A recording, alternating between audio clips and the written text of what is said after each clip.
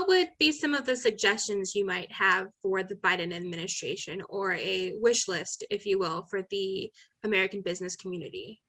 Well, we believe that the Phase One agreement was successful.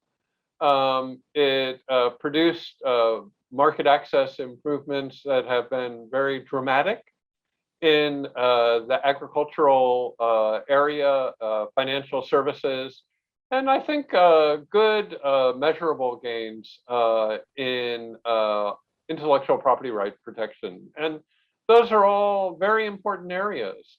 And in the 2020 export numbers, I think you see the fruits of that labor with an 18% increase in US exports. And I think that USTR and the Treasury Department are to be commended for the Phase One agreement.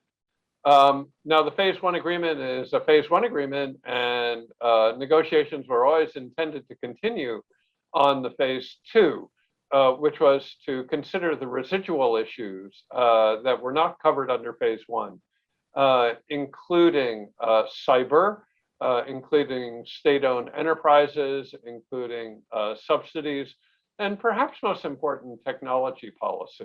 And all of those issues remain. And indeed, I would argue they've only been exacerbated over the last year. And so I think it is urgently important that USTR, Commerce, Treasury, Agriculture get back to the negotiating table with the Chinese to discuss the interests of American exporters. China's the world's largest market for almost everything, and we're being denied access, fair access to that market. And we need that to grow in a sustainable manner over the longer term. And so we would urge the negotiators to finish the review started some 6 months ago and return to the table to focus on the very real market access conditions that exist in China. The economics here are have a dramatic impact on American families, companies, workers, farmers, and ranchers.